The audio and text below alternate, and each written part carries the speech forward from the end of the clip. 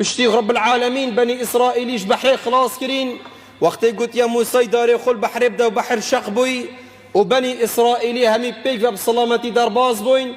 والبيش شافت وانا خد تعالى أفضل مهني أفرعون هني خندقان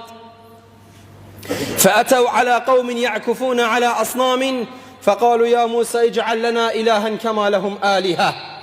يعني البيش شافت وان أف معجزة هندا مظن خد تعالى نيشادا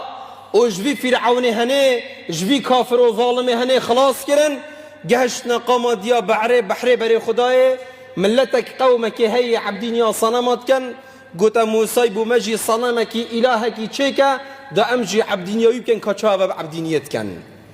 موسى عليه السلام قلت إنكم قوم تجهلون قلت هن قومك هن ملتك